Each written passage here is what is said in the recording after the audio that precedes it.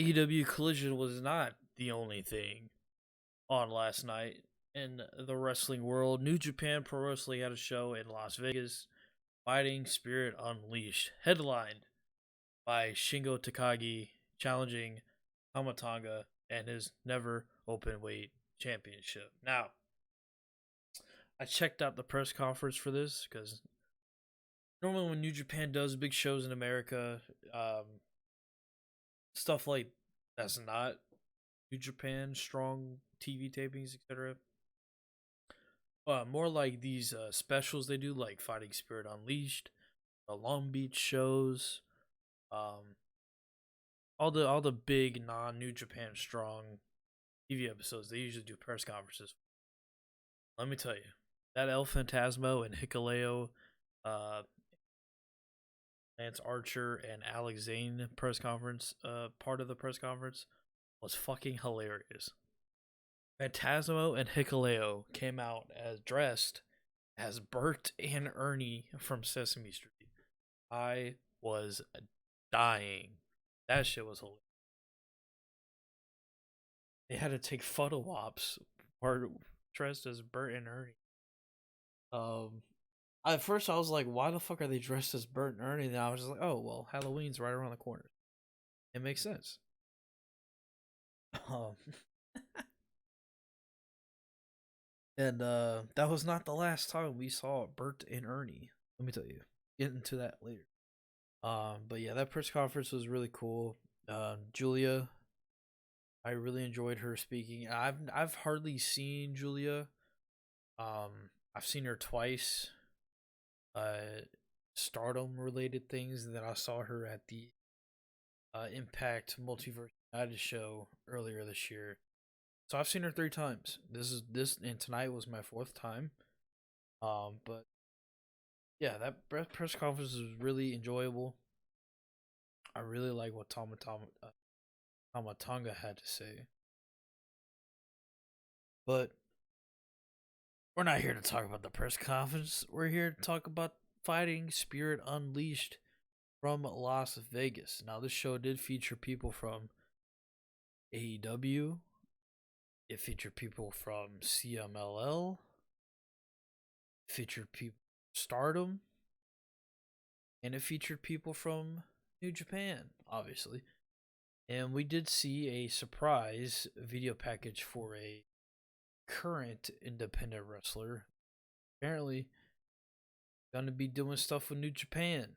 And I was thoroughly shocked as to why they chose this wrestler specific. We'll get into that later. But let's get on with it. So they had a pre-show with people a part of the New Japan Academy. I'm just going to be honest. I haven't seen these two guys wrestle before, I don't think. Matt Vandegrift versus Buck Skyner. Two guys are part of the New Japan Academy. And went into it with open eyes, and I gotta be honest, I was impressed with Matt Vandegrift. He has a very impressive 450 splash. Probably one of the better 450 splashes in wrestling. So I was impressed by him. He did get the win over Buck Skyner. The Buck didn't really do too much for me. I came out of this being impressed by Matt Vandegrift. So it'd be cool to see him in the future. I think he's very promising.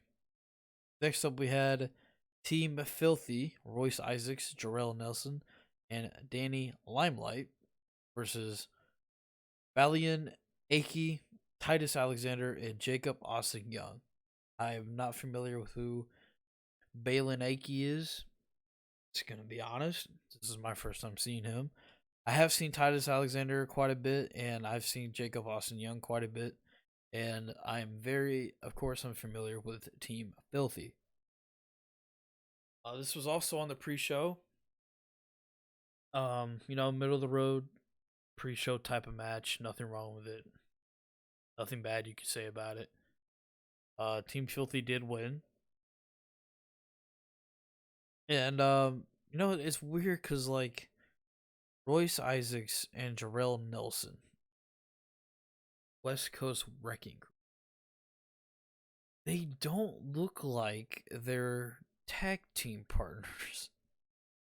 Is that weird to say? Like they don't like when you see them, or at least in my eyes, I look at them and be like, these two guys are a tag team together? They don't look like they would be tag team partner. But I know this. They've been, West Coast Wrecking Crew for a while now. But I don't know, there's just some off at least. But they are really good. So is Danny Limelight. I think Danny Limelight has done a lot for the New Japan Strong brand, as well as the West Coast Wrecking Crew. And we'll talk about the West Coast Wrecking Crew a little bit later because they did come back on the show. So did Danny Limelight. So we'll talk about them later in the show. But the main show kicked off with the Bullet Club War Dogs, Alex Coughlin. He's the guy that I'm iffy on so far in this Bullet Club David Finlay era. He's very impressive, super strong. He's actually pretty good in the ring, but there's something about him that I think there's something missing with Alex Coughlin. I don't know if it's his ring gear. Now when after a match, he's sweaty, his eyeballs are popping out. He looks like a fucking psychopath, which I like.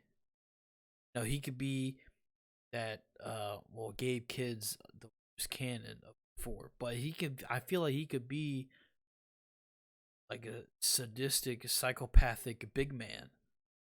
But I don't know. There's something missing about Coughlin. I do like him. Hopefully,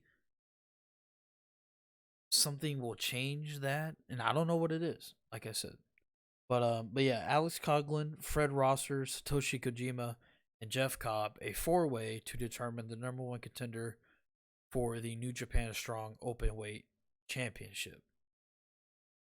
This was a good match.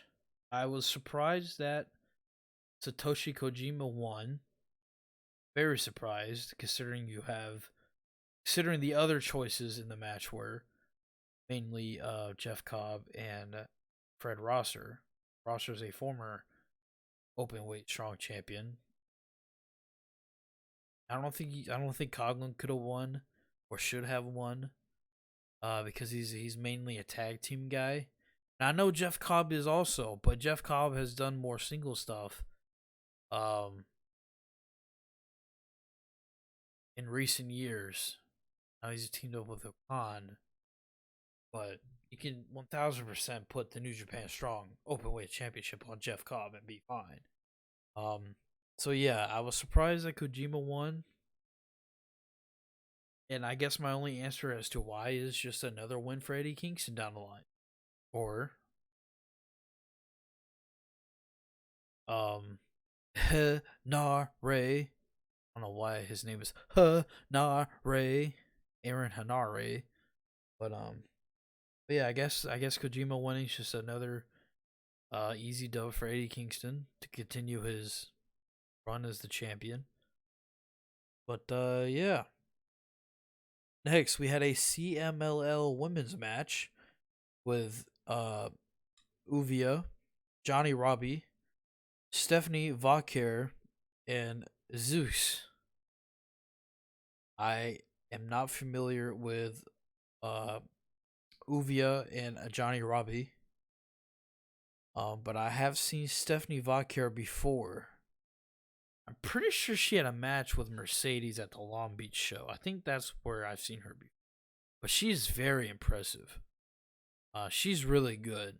I think she could be something to any company in pro wrestling. She's really good. She has a look. She's really good in the ring. She speaks Spanish, but that's what a manager's for. Now I don't know if she does speak English, but in the promo after the match, she spoke Spanish. But just stick a manager on her. She's very good. I like her presence as well. I would like to see more of her. Honestly, I really would. Um, but yeah, the team of Stephanie Vaquer and Zooks did win the match. You know, Johnny Robbie. I know that's not a name that sounds like a woman, but she was actually pretty good too. I can see big things for her as well. Those are my takeaways from the match. A pretty good match. Now they did work a CMLL style because the announcers did say this was going to be held under CMLL rules. So pretty good match. It's a lot better than most women's tag team matches we see nowadays. On any TV. So shout out to them. After the match, Stephanie Vaquer did challenge Mayu Iwatani for the IWGP Women's Championship. Where that's going to happen, I have no idea. Wrestle Kingdom is around the corner. Do they want to give Stephanie Vaquer a spot on Wrestle Kingdom? Who knows? But like I said, I like her a lot. I think she's really good. I don't see why they wouldn't have this match at the Tokyo Dome. Or they're probably going to do it at the next New Japan show in Dallas. Who knows? But I am very interested in that match. Next, we had Tom Lawler, Mr. Filthy Tom Lawler, versus Bullet Club War Dogs Gabe Kidd. I don't know exactly why this match is on the show. I feel like we haven't seen any interaction between Gabe Kidd and Tom Lawler. Do they have history together? I'm not sure. But Gabe Kidd came out with a championship belt, and Veda Scott did explain what it was, but I was not even paying attention because I was too focused on how fucked up that belt was. Whatever championship belt that is needs to get fixed. The whole main plate of the belt is just like barely hanging on and is covered in spray paint. I guess it's spray paint Bullet Club logos probably. But yeah, whatever title that is, they need they need to get invested into replacing it because that thing is like fucking dead. Um, Lawler comes out and he signs a girl's tits on the way to the ring, so that was cool to see. You know, you don't really see that often. Last time we saw some titty action with a wrestler coming down the rings when MJF motorboated too long. Pretty cool to see Tom Lawler sign some titties on the way to the ring. That's always good, right? I thought they had a very good, hard hitting match, and I was surprised because Gabe Kidd won. He cheated, but he did beat Tom Lawler. I was not expecting that. Kicked him in the dick and then hit him with that fucked up title and pinned him. 1, 2, 3. I don't necessarily know where Tom Lawler's going on or what's he's got going on next or what he's got planned. I don't know what they got going on for him next. And Kid, a lot of the heavyweight guys aren't really doing anything right now in New Japan because of the Super Junior Tag Leagues going on. That's focusing on the junior heavyweights. You have some guys, you have some guys from Chaos and get the fucking House of Horseshit doing stuff. Pre-matches before the tournament matches start. So a lot of the heavyweight guys are in America. You know, we saw Okada and Dynamite. Naito was backstage at Dynamite because he took a picture with Roosh. So I don't know. I don't really know what's going on with Kid and Lawler going forward. Now since he cheated, I'm assuming we're gonna get a rematch soon, probably at the Dallas show. Who knows? But yeah, a good hard hitting match. A cheating finish for Abe Kidd. Next, we had an 8-man tag team match between some CMLL guys and New Japan guys. We had Atlantis Jr. and Atlantis, and Mystico, who we just saw on Rampage.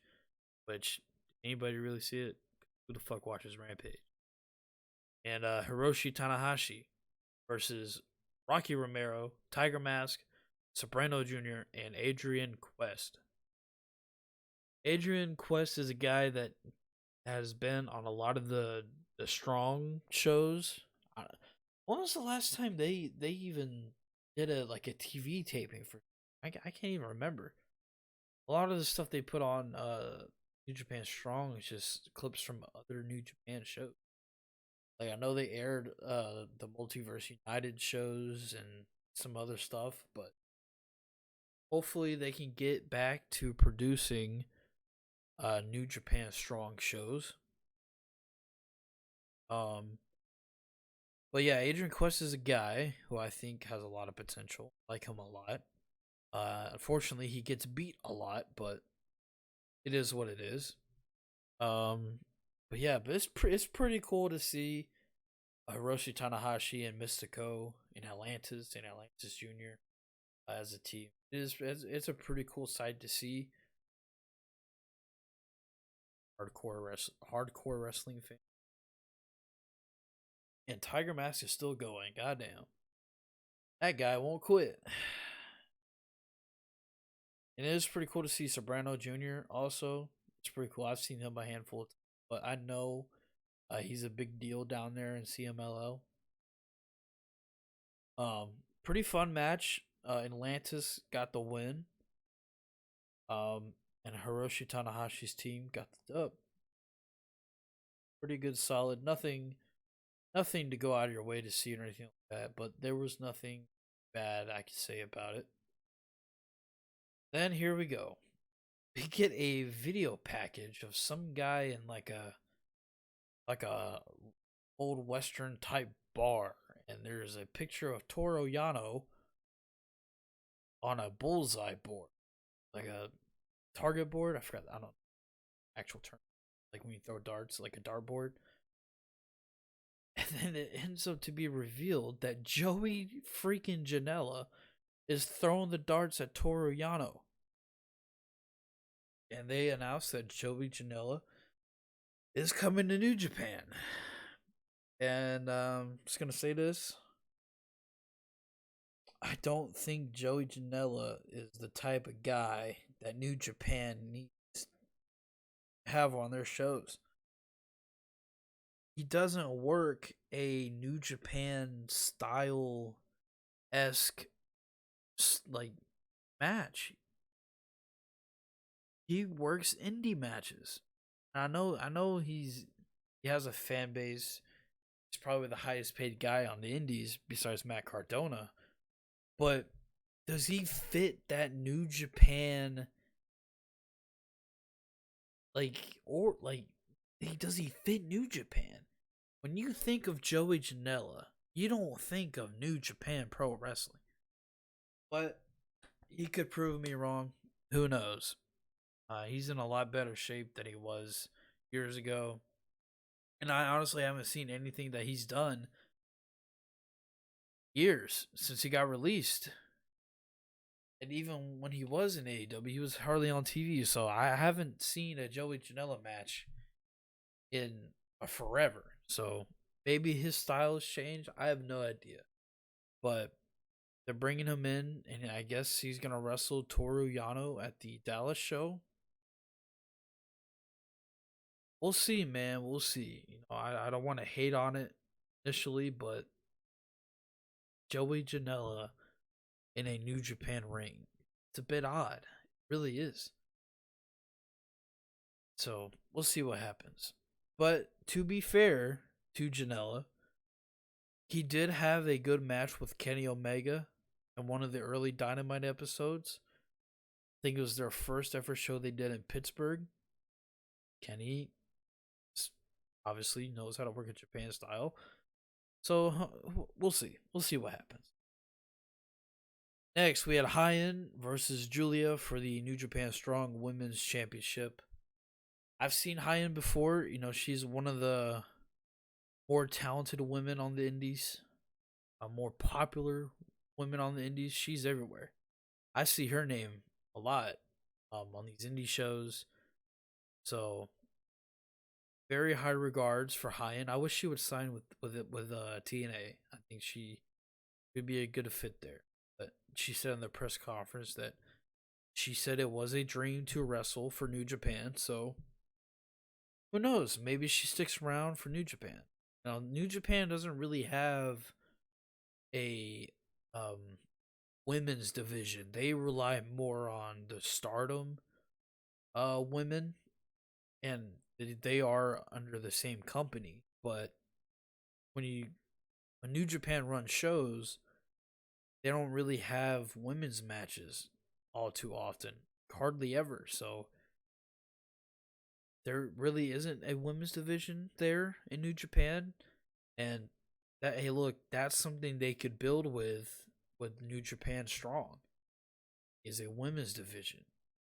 That's something they can do in America and then have it translate over to Japan.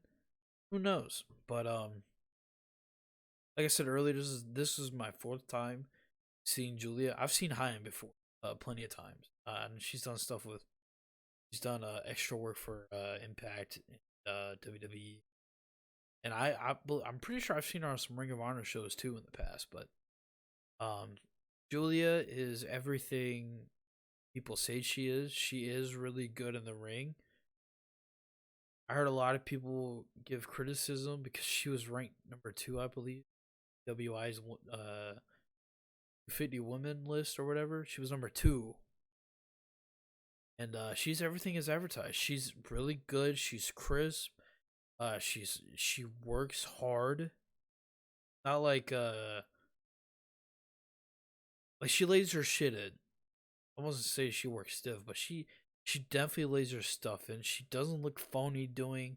She doesn't look fake doing any of this stuff. She's really good in the ring, and I don't think this is just a Julia thing, but Ian did really good too.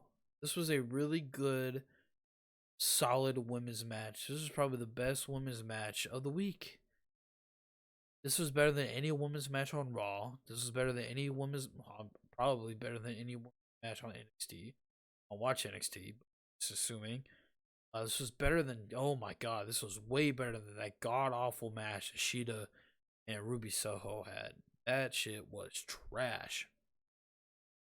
And then Impact, they didn't have a show this week. They just had like a 2 hour Bound for Glory review type thing. And then on Friday, I believe the only women's match we had was Chelsea and Shotzi, which was like 2 fucking minutes long. This was the best match of the week as far as women's wrestling goes.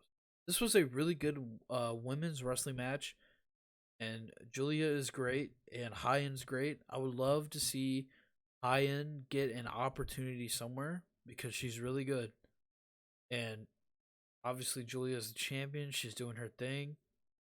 I know the rumored match was for Julia versus Mercedes. I have no idea when that's gonna happen.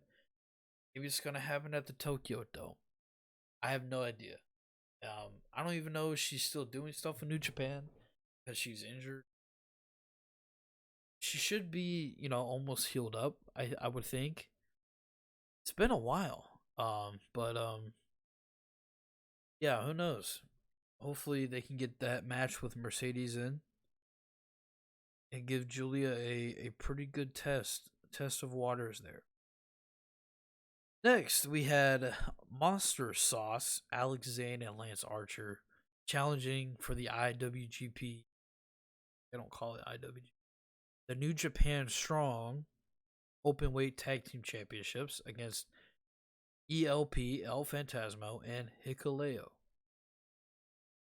Now, when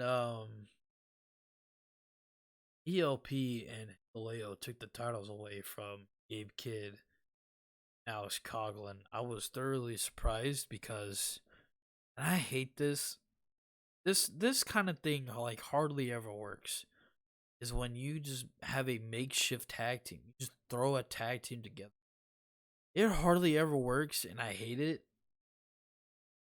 I think the only one that I can remember in recent years of a makeshift thrown together tag team that worked was probably Sheamus and Cesaro.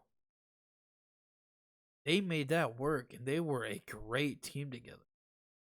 But just throwing Phantasmo and Hikuleo as a tag team just because they're part of the same faction doesn't make them a tag team. And they won the tag titles from Kid and Coughlin. I love El Phantasmo. You can ask my brother. Phantasmo is one of my favorite guys in New Japan.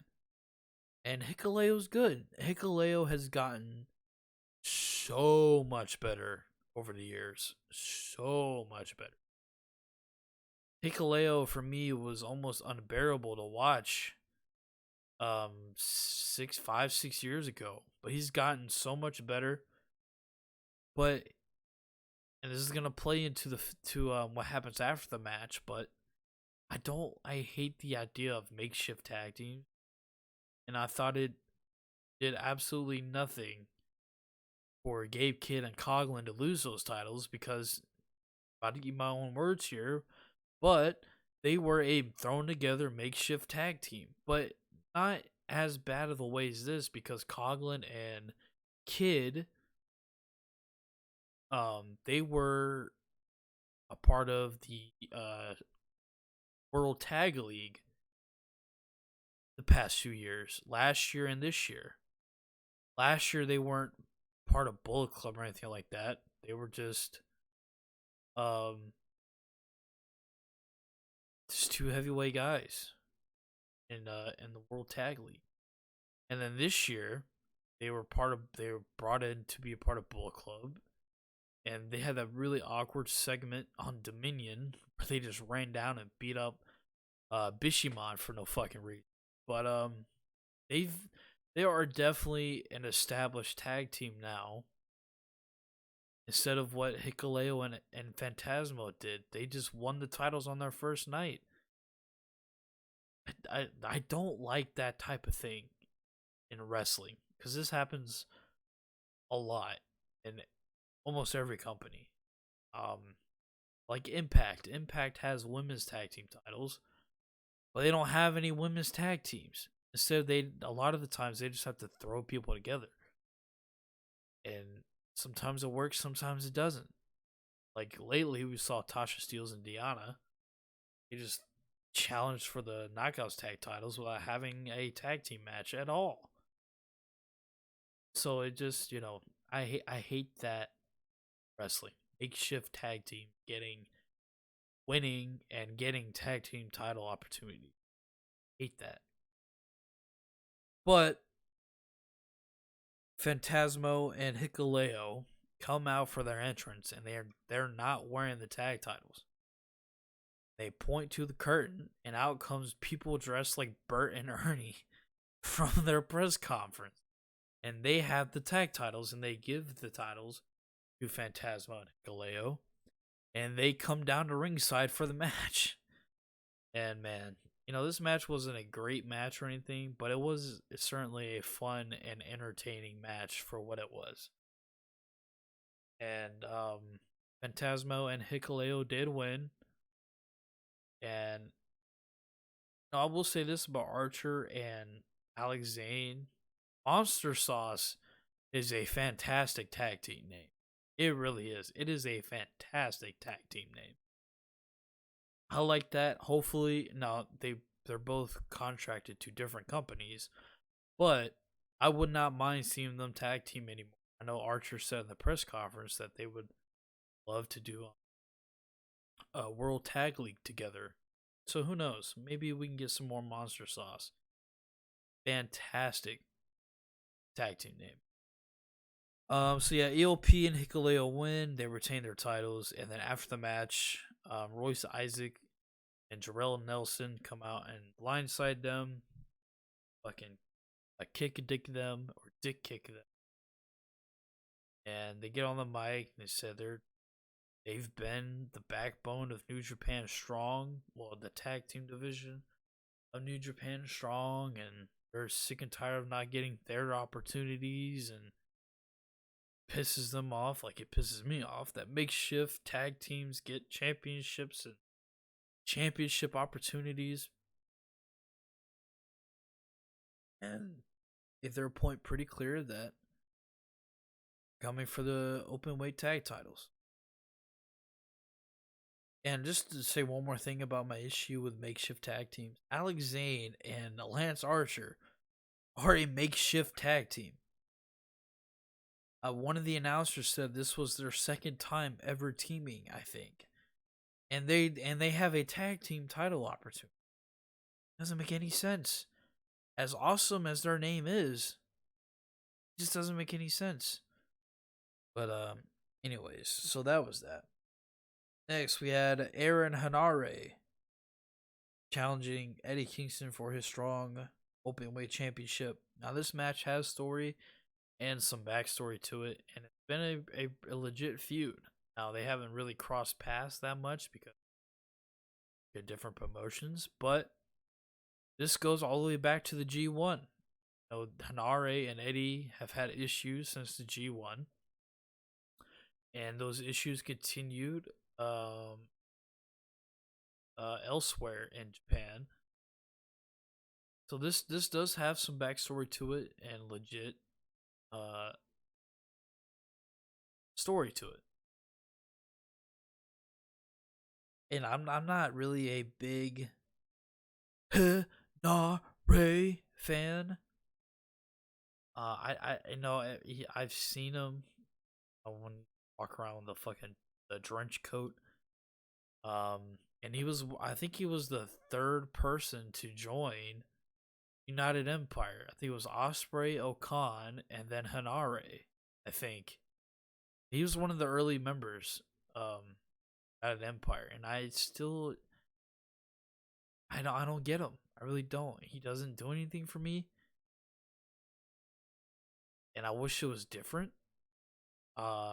Ever since he's got the tattoos on his face, he's been a different person, or a different wrestler, I should say. He's been more aggressive, and he's had more of an edge to himself, but it is better, I guess, in a sense. But I will say this.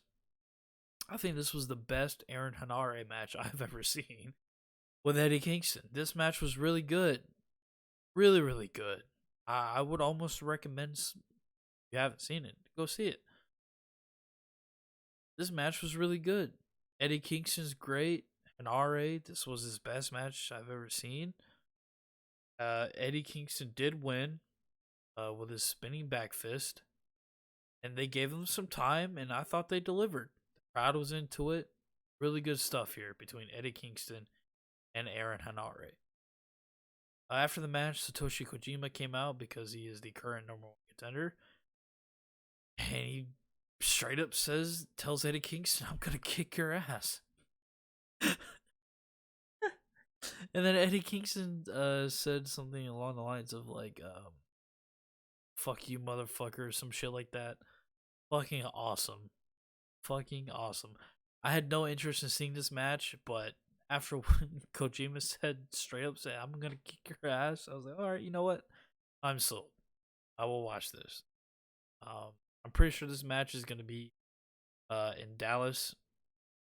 Probably. I don't think they announced it, but I'm assuming that's where this is going to happen. So yeah. Next up, we had Yua Uemura and Sanada, the IWGP World Heavyweight Champion, part of Just Five Guys. Such a stupid name. Oh my god.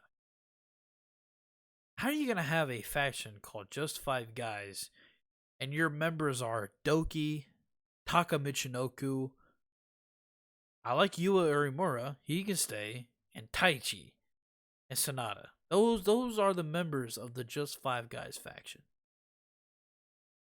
You guys couldn't find anybody else besides Taka Michinoku. And I know he gets pops in America because of his WCW stuff in the 90s or whatever. And Doki and Taichi. Taichi, I've been watching New Japan since 2000. um 14 when AJ went over there. I've never been a fan of Taichi ever. I think the only thing that Taichi has ever done that I liked was when he was teaming with Zack Sabre Jr. They were dangerous techers. That's it. This Just Five Guys faction is so underwhelming. Concerning when Sonata wanted to leave LIJ because he felt like LIJ and Naito was holding him back. It's the same. He left the same reason why Evil left, because Evil thought that Lij and Naito was holding him back.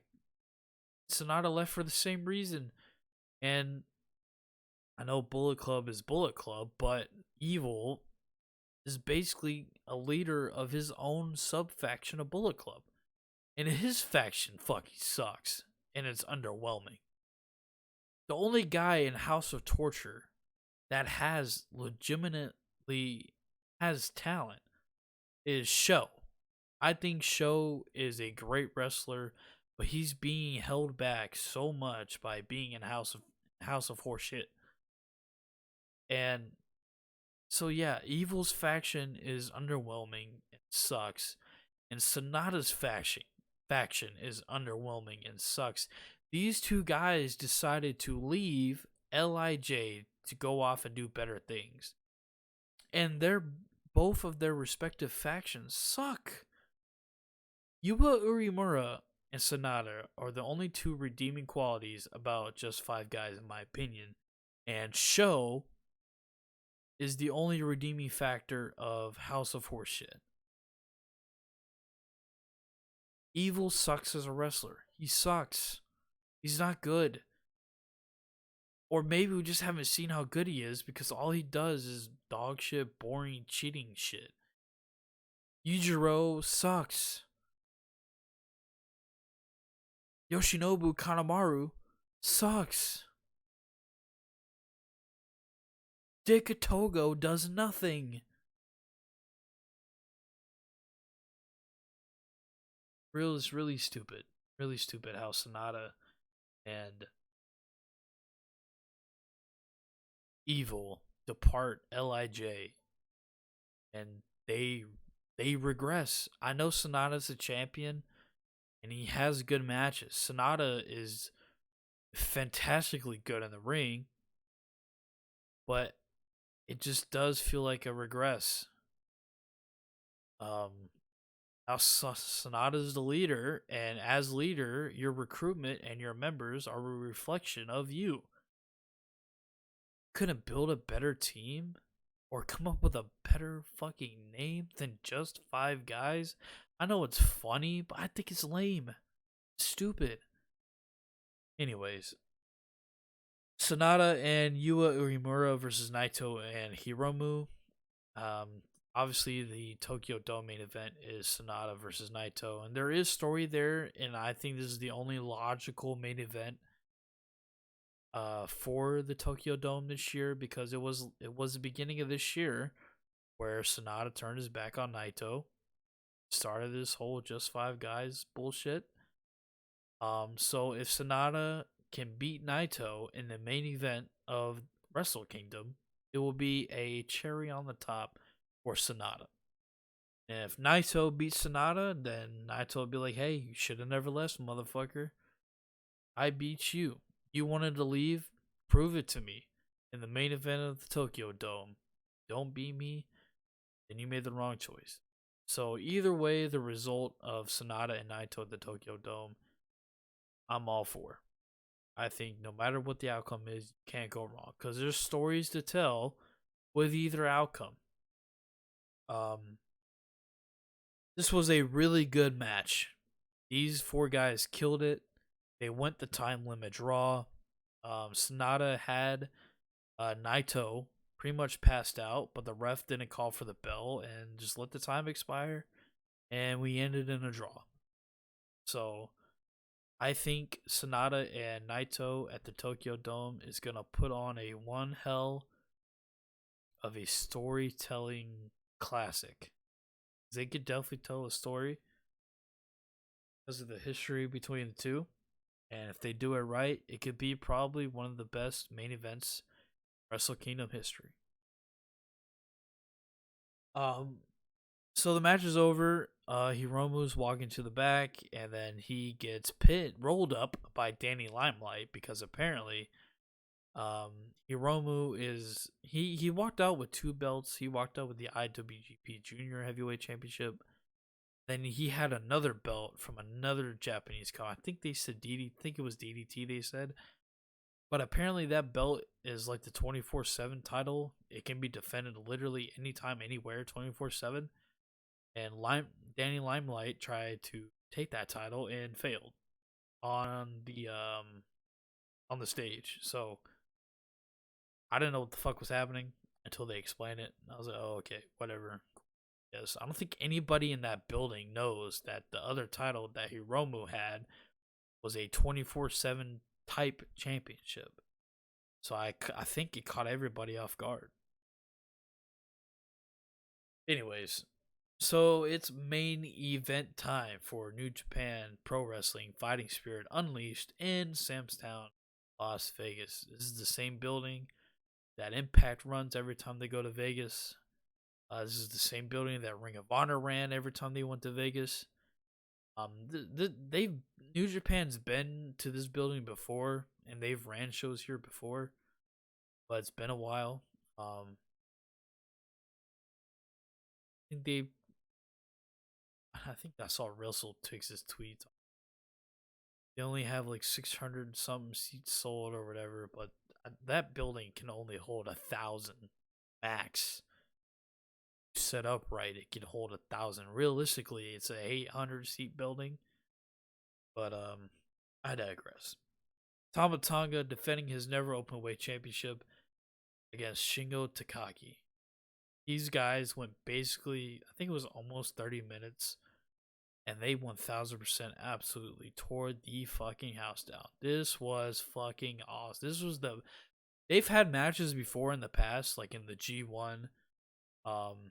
Their G1 match this year was really good, but this one topped it by a mile. Go out of your way to see this match. This was really good. I honestly thought they had a better match than what I thought they would. And that's a high bar. This was awesome. The announcer said 20 minutes gone by, 10 minutes remain. The announcer was like, well, if this was the G1, it would have been a draw. And I thought that was something, it was key for them to say that, because if this were the G1, this would have been a draw. Fantastic match. You know, Shingo and Ospreay have been the talk of the town for Japan the past, say, 2 to 3 years. Obviously Okada also, but besides Okada, Shingo and Ospreay have been the unsung heroes in New Japan. Shingo is constantly putting out bangers with everybody. Ospreay is constantly putting out bangers with everybody. Every time that Shingo and Ospreay have singles matches on any kind of New Japan show, you know it's gonna be fucking good. You know you'll never be let down. So, and to Tama Tonga's credit, I think Tama, he's been doing the singles thing past couple years, and this is his third reign as the never openweight champion. And each time he's had that belt, his run as champion has not been good. He lost that championship to David Finlay pretty quick after winning it at the Tokyo Dome against Carl Anderson. He lost it to David Finlay fairly quick, and then he just won it back literally not long ago. I think it was like a month and a half ago he won that title back, and then he just lost it to Shingo. So his never open weight title runs have been severely lackluster, but that does not take away how good he is in the ring. Tama Tonga in his singles run over the year has had really good matches. I thought his match with Jay White, the G1 last year, was fucking awesome. And his match with Okada was even better than the one he had with Jay White. This match here with Shingo was fantastic, and even the one with David Finlay, not the first one, but when he won the title back from David Finlay, that was a really good match. These two guys tore the house down. Go out of your way to see it. Shingo Takagi is the new New Japan Pro Wrestling Never Openweight Champion. And it's interesting too because Shingo used to be considered a junior. He was wrestling in the junior division when he came to New Japan. And he's only recently been a part of the heavyweight division. So it is interesting to see who he has matches with next for the Never Openweight title. If it's going to be a junior or a heavyweight, who knows? But one thing you will know is that it's most likely guaranteed to be a fucking banger, whoever he has singles matches with. But yeah, I am curious to see where Tama goes from here because there was contract stuff being talked about. He signed an extension. Nobody knows how long the extension was. Is his extension almost up? Well, where does Tama go from here? Is he gonna go back to tagging with his brother? Because they haven't really been. When was the last time Tonga Loa were the heavyweight tag champs? It's been a while. It really has. It's been a while. So to go back to doing that, because I'm gonna be honest, man, I miss them as a tag team. To be honest, they really were an anchor for that tag team division for a long time. And the tag team division now it's a bit weak, could be better. And I think you add Tama Tonga and Tonga back to that can only help the division. And hopefully they can win those tag titles because I wouldn't mind seeing God versus FTR somewhere down the line, hopefully. But yeah, man, that was a show. One more thing. After the match, we got a video package on the screen, and it was Trent Beretta challenging Shingo Takagi for the Never Openweight title at the Dallas show later this year. Trent Beretta, Shingo Takagi, sign me up. That's going to be good because Trent worked for New Japan for a long time. I know when he signed with AEW, when the company started, that was one thing New Japan was really pissed off about because they really liked Trent Beretta. They wanted to do stuff with Trent Beretta, but he went away to AEW, and now he's challenging Shingo for the Openweight title. Certified banger alert coming your way, courtesy of Shingo Takagi and Trent Beretta. Can't wait for that show. We got Jon Moxley's advertised for that show also. So, see what happens. Fighting Spirit Unleashed, that overall was a good show. Nothing bad to say about the show, other than the makeshift tag team part. Even though it was a fun match, but stuff like that can be cleaned up pretty quick. So it's whatever. Thank you guys for watching. If you guys are still here, like, subscribe, notification bell, all that good stuff. You can follow my upload schedule in the description box. Follow my social. I will see you guys for